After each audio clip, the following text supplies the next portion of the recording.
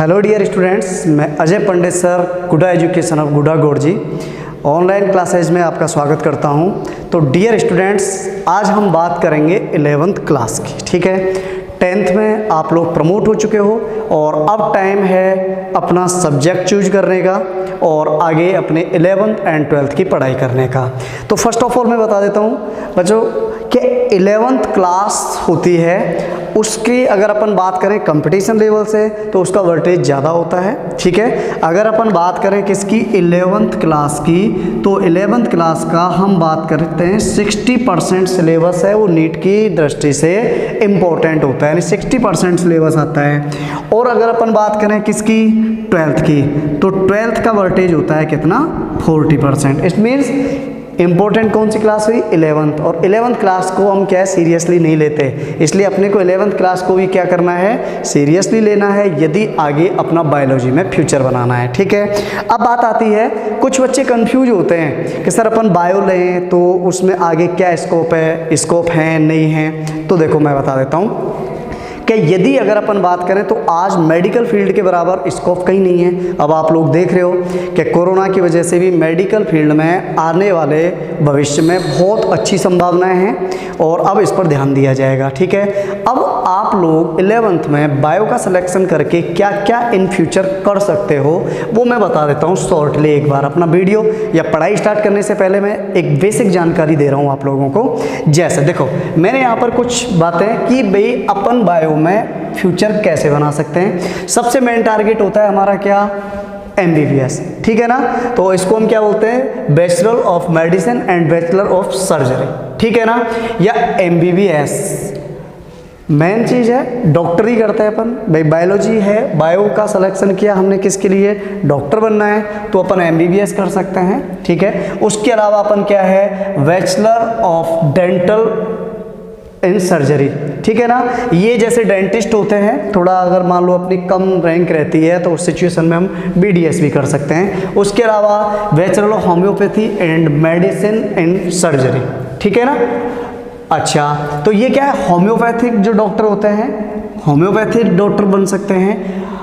BAMS है, ये होता है bachelor in Ayurvedic and medicine of surgery, या अपन बात करें BAMS या आयुर्वेदिक जो डॉक्टर होते हैं वो बन सकते हैं। उसके बाद नेक्स्ट है अपना bachelor in pharmacy and diploma in pharmacy. Bachelor in pharmacy degree होती है जो 4 साल की होती है और ये डिप्लोमा होता है। अब इससे अपन क्या है, जैसे आप मेडिकल MR है, मेडिकल रिप्रेजेंटेटिव, बहुत अच्छी इनकम होती है इसमें। ठीक है ना, आपको लगता है कि हमें जाना पड़ता है डॉक्टर्स वगैरह, तो नॉर्मल सी बात है, पढ़े लिखे लोगों से अपन बात करते हैं, अच्छी सैलरी होती है, कर सकते हैं, कोई दिक्कत नहीं है। डिप्लोमा है। अच्छा, दूसरी बात B फार्मा से हम आगे जैसे मान लो दवाई मेडिसिन कंपनी डालना चाहें डाल सकते हैं। D फार्मा है, डिप्लोमा इन फार्मेसी, इससे अपने को मेडिकल का लाइसेंस है वो मिलता है। B फार्मा करके यदि आप M फार्मा करते हो, उसके बाद ये जैसे अनेक गवर्नमेंट जॉब की बात करें तो मेडिकल ये होते हैं अपने ड्रग इंस्पेक्टर वगैरह, DI वगैरह होते हैं। ठीक है ना, जो मेडिकल की जाँच करते हैं, तो उसमें आप जा सकते हो। कॉलेज में एज ए टीचर, आप जो फार्मेसी कॉलेज होते हैं उनमें एज ए टीचर जा सकते हो। ठीक है, इससे आप अपना खुद का मेडिकल चला सकते हो। Plus BSc nursing. अब आपने देखा होगा कि कोरोना काल में कितने लोगों को ठीक है ना, अभी कम्युनिटी हेल्थ ऑफिसर की जगह निकली थी। ठीक है ना, जिनको सामुदायिक स्वास्थ्य अधिकारी बोलते हैं, उसमें मेनली BSc नर्सिंग किए हुए बच्चे गए। उसके अलावा BPT है, बैचलर इन ये होता है बैचलर इन फिजियोथेरेपी में ये क्या है, डिग्री कोर्स होता है, इससे मेडिकल फील्ड में जा सकते हैं।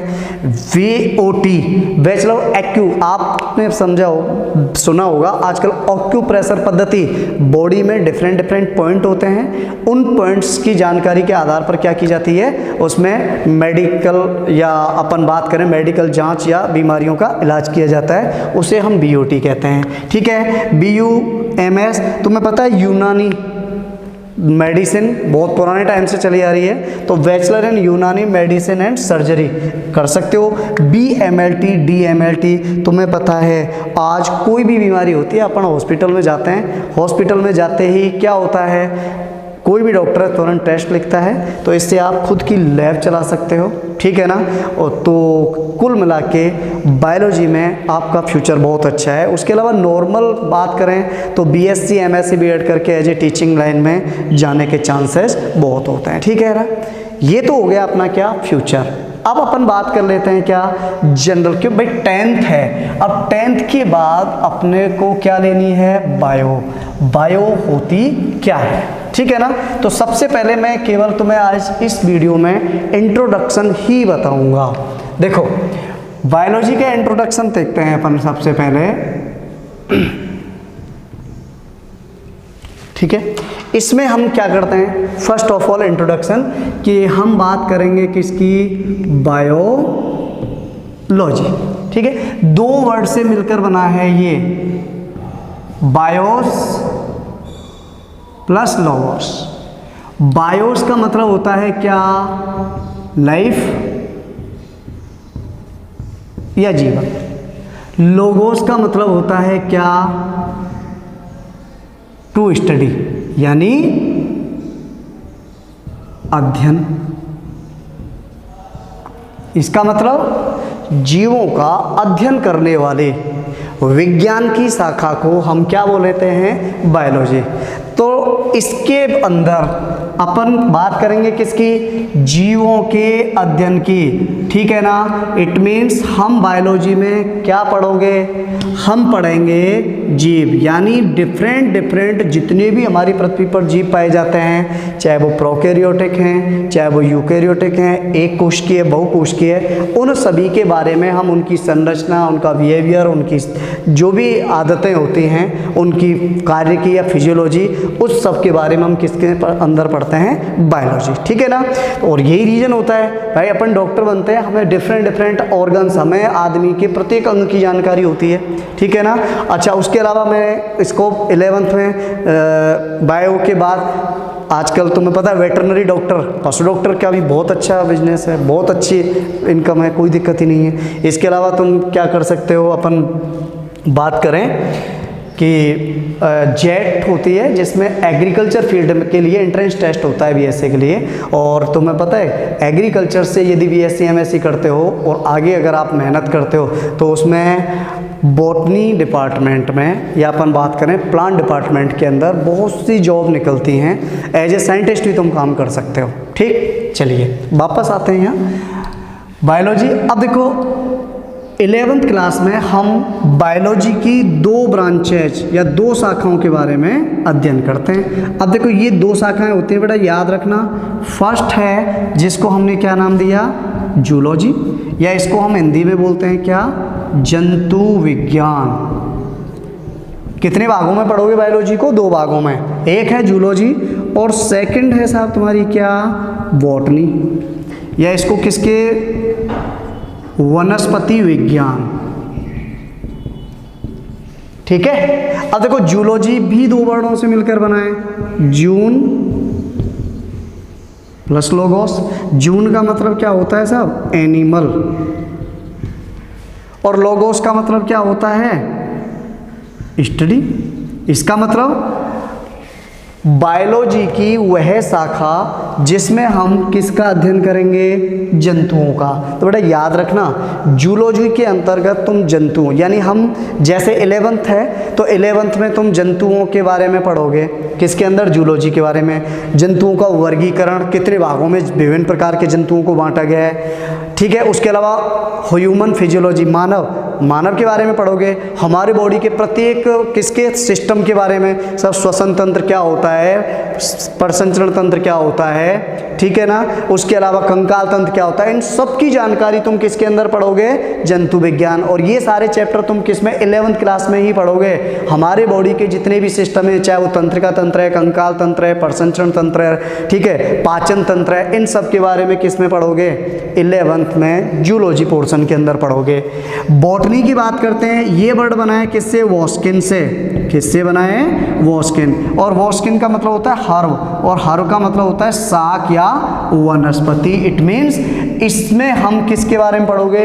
पादपों के बारे में। ये पादप कितने प्रकार के होते हैं, कितने भागों में बांटा गया है, उनकी संरचना कैसी होती है, उनके जड़, तने, पत्ती किस तरह की आंतरिक उनकी संरचना होती है, उनके ऊतक, कोशिका आदि के बारे में पढ़ोगे किसके अंदर? वनस्पति विज्ञान। तो स्टूडेंट्स, भाई 10th के बाद अपन जब 11th में बायो का सिलेक्शन क्यों करते हैं वो मैंने बताया। उसके बाद हम बायोलॉजी को कितने पार्ट में बांट देते हैं? 2 पार्ट में डिवाइड कर देते हैं, जंतु विज्ञान और कौन सा?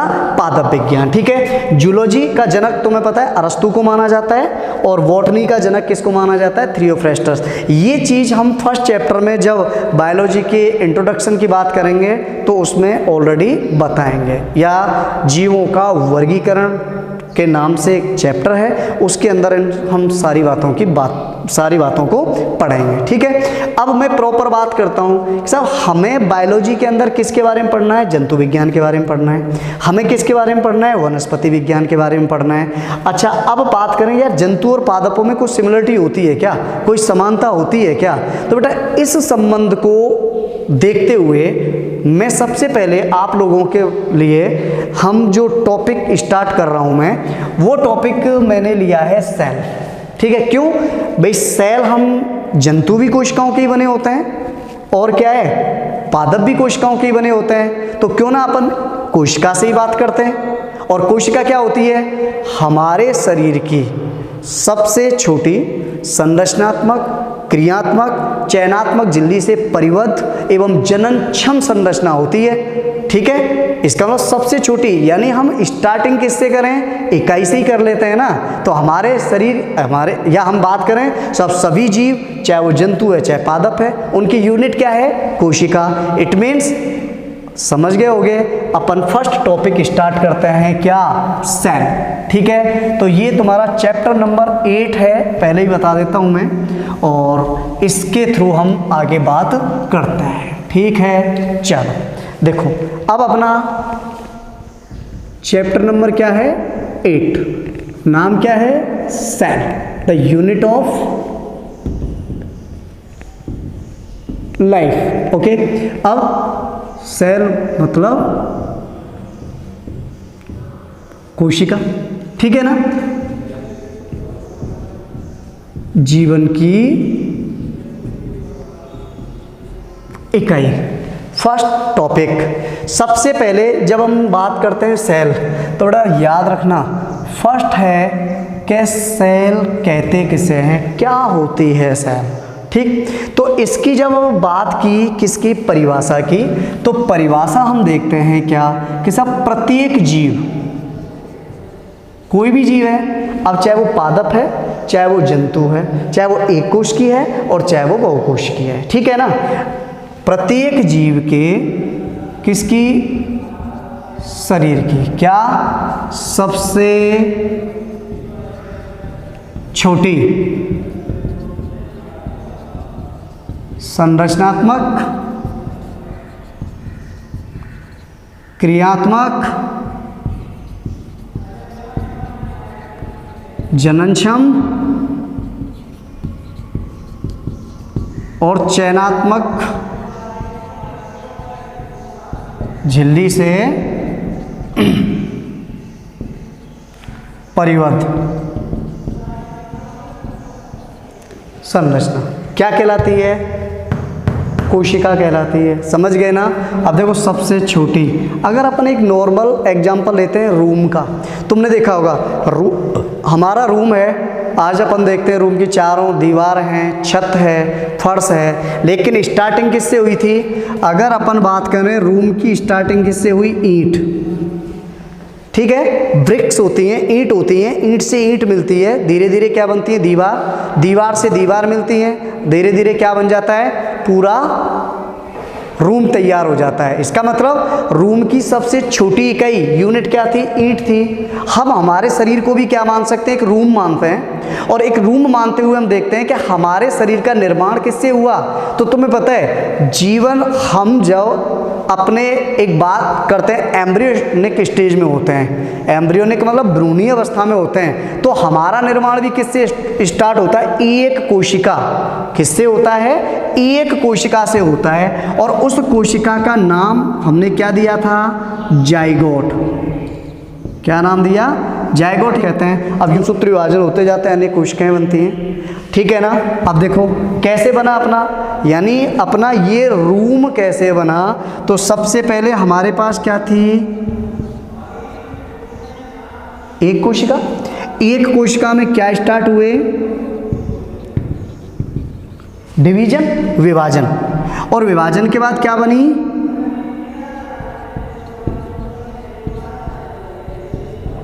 अनेक कोशिका। और अनेक कोशिकाएं बनी।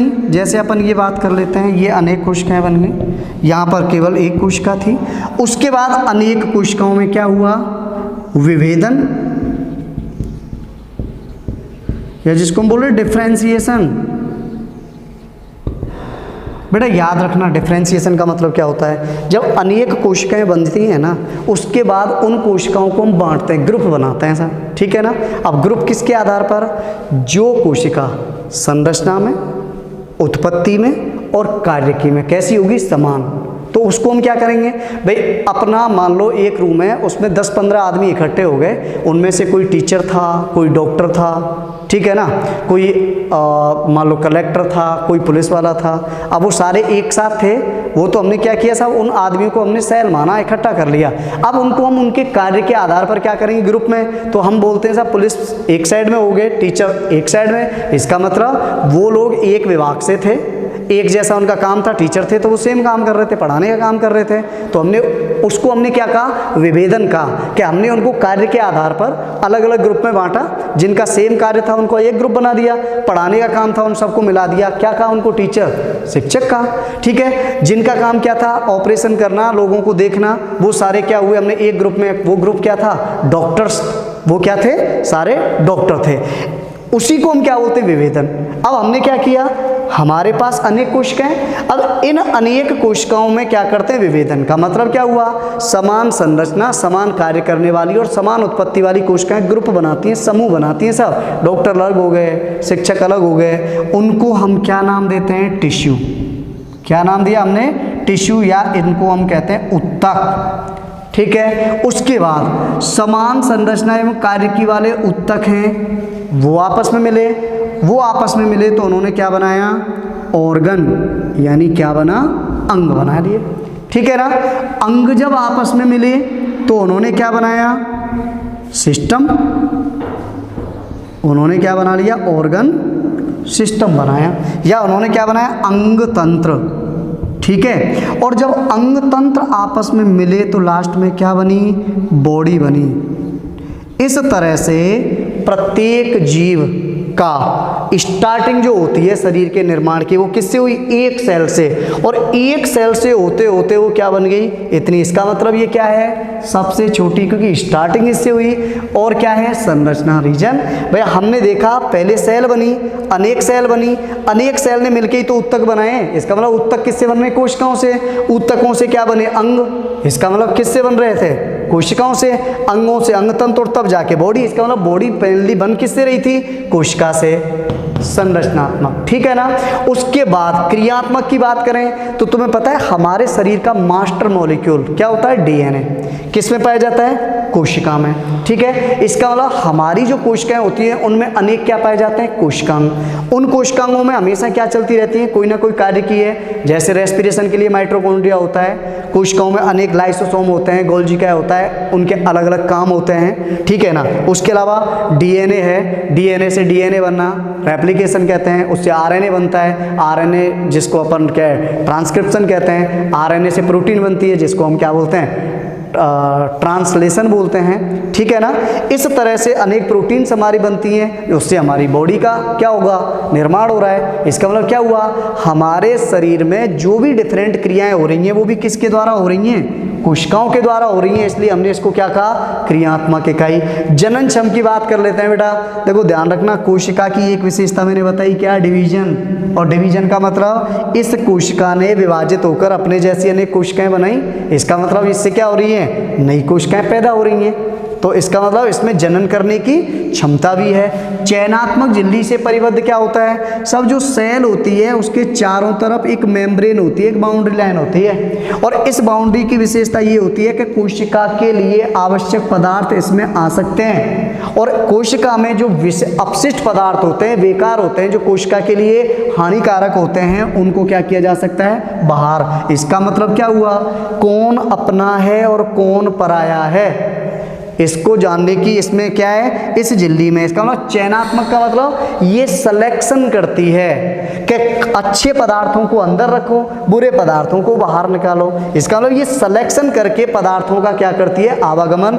इसलिए इसको हम क्या बोलते हैं, चयनात्मक झिल्ली से परिबद्ध संरचना क्या कहलाती है बेटा, सेल कहलाती है। ठीक है, अब सेल क्या होती है, इसकी संरचना कैसी होती है, आकृति कैसी होती है, वो अपन अगले वीडियोज में पढ़ेंगे। तब तक के लिए धन्यवाद।